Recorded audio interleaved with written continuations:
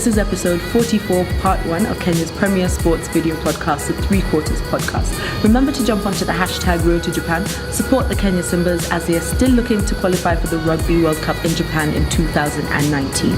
And as we are all about supporting sports and sports travel, we partnered with Moran Sports and Travel to give you this brilliant offer for the Dubai Sevens on the 1st and 2nd of December.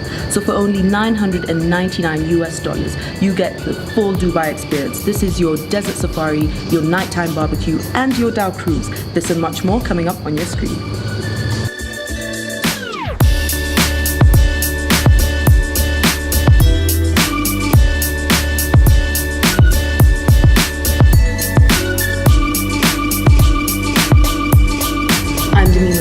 This is Ngashi, official noisemaker. Jeringus Kenyana. So we start off with the feature tournament for this week, which was the Christie Sevens, happened on Saturday and Sunday. And I must say it was pretty well organized. I'll give it up to them. However, I think it's the preparations that are being made for Safari Sevens. And still, all you could see is painted concrete. But at the end of the day, I was really impressed over the 2 days. The fans came out in numbers. The numbers were quite great. So I think these guys are listening to us. Keep it up. We need you guys to fill the stadiums. On the rugby bit as well, the guys really came out to play. Some top-notch rugby. The likes of Nondis really played some good tournament. Well, it didn't materialize to any wins in the main cup, but they brought it to Mwamba especially. That was a very good game. Nakuru had a fantastic tournament. The hosts as well got to the first semis. And finally beat Oilers. Finally, the boogie team, Oilers, yeah. But the shock of the day, I think, would be Daystar beating Oilers. Yes. That was a really, it really shocked us. I never expected that. The finals was something to really, and it really entertained us. Cabras ended up defending the Christie Sevens. So at the end of the day, the Sevens was quite good. And them winning, good showing for the rugby. Yes, definitely. Yeah, I mean, as Gusa said, from an organizational perspective, I think Kenya Harlequins did a good job. Christie Sevens. What impressed me the most, of course, was the fact that they were able to hype their tournament very well, and as a result of that, we had a very large turnout both on Saturday and Sunday. I think I can comfortably say that this has been the most well-attended tournament out of the 5 that we've had so far. I just have one problem in terms of the kind of appreciation you give these players who come out to, play in these tournaments. I was quite disappointed at the caliber of medals that were handed over to the winning teams. Yeah. Those are not medals that should be given at this level. And the fact that they weren't even engraved at the back. Exactly. Like, so when did you win this? Yeah, so it is a fact. I mean, I think you can make them a bit more personal for the players, and not just general in terms of those medals were crap, for lack of, not lack of a better word, they were crap. Yes. So that was my only problem, but all in all, I think it was a good tournament. I've talked about the turnout, the quality of rugby as expected has improved. Good showing from Cabras, Impala, Nakuru, Kenya Harlequins stepping it up. Oilers, of course, going through problems, but the shocker for me was Homeboys didn't even get to the semi-finals, blowing the table wide open. Nondis had a good showing. It was good to see the Nondis big guns playing, likes of Biko Adema and Dennis, especially Dennis Ombachi. Yes, he definitely showed up. It was also good for me to see Humphrey Kayange and Colin Sinjara turning up for Mwamba. Yeah. So yes, I do agree.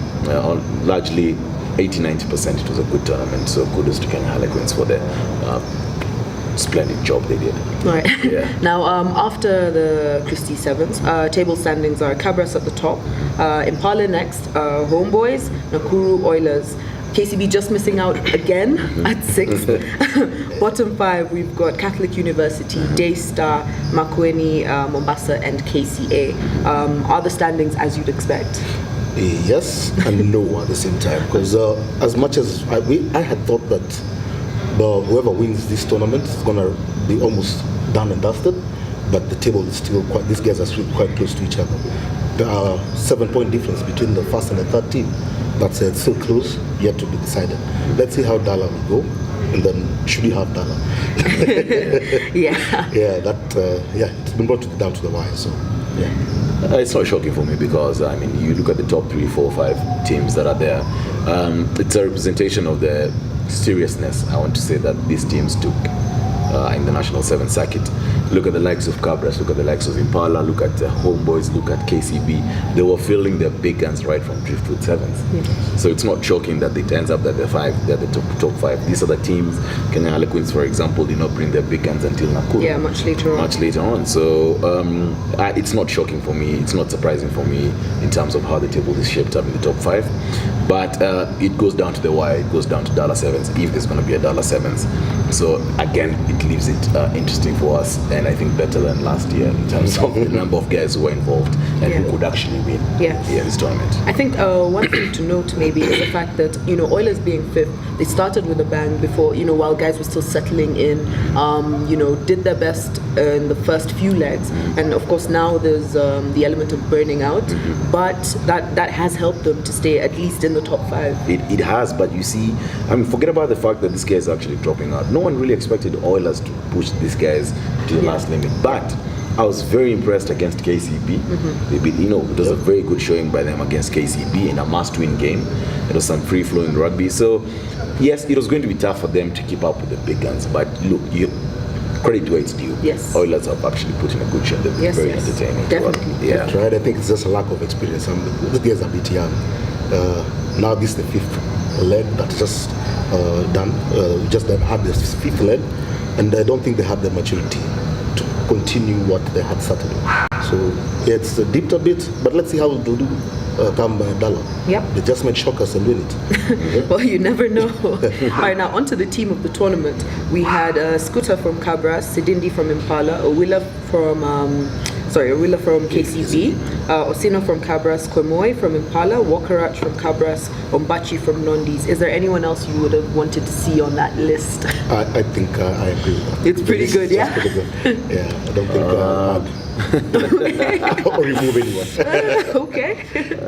Sikuta, Sidindi, trying to remember, who's the other forward? The other forward would have been Owila, yes. Yeah. KCB. Martin Owila, KCB. I would actually replace Owila. I'm trying to think with who, but to be honest, I actually put Ian Minjiri in for Owila at the forwards, but still a decent team. So next weekend on the 21st and the 22nd, we've got the Dala Sevens. What would you expect from that tournament? Well, I think the rugby will still maintain some high level. We'll have some high level rugby. Consider this the last tournament, especially from the top 5 teams, because any of these guys can win this. Yeah. So the rugby will be fantastic. I can only wish that all the fans can come and really fill up the stadium. Forget about these political stories that we're hearing. I believe we can try and have a very safe tournament, and we can enjoy ourselves. So, yeah. For me, I would have expected more in confidence, or I'd expect the planning committee to inspire a bit of confidence in the fans, because truth and the fact of the matter, and let's not ignore it, is that very many people are not going to go because of the political climate. I would have expected the planning committee to liaise with the county governments to make guys feel like it's safe. And the reason I say this, and the example I'm going to use, is the 2013 Safari Sevens during the Westgate attacks. And they were still able to record high numbers. And that is because the planning committee that was involved in the planning of the Safari Sevens that year was able to inspire the confidence that people required to make sure that guys attended. I remember the traffic that was on Thika Road was ridiculous just because of the searches, the police searches that were happening. Just going into the stadium. Exactly. Different levels of searches. Yeah, at some point I remember choppers flying out the stadium just to make guys feel like it's safe. Yeah. So I'd have expected the planning committee to be a bit forceful in terms of inspiring confidence to the general public. We hope that that's going to happen next week or so.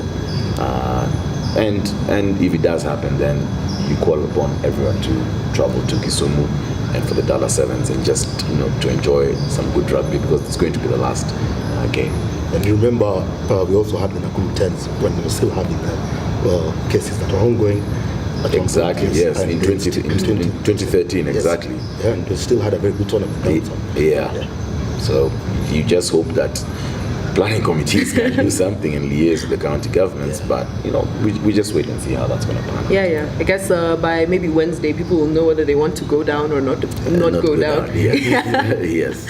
All right, so guys, Dala Sevens is on the 21st and the 22nd, which is next weekend. Hope to see you there. Remember, you can like our page on Facebook, follow us on Instagram, and also subscribe to our YouTube channel.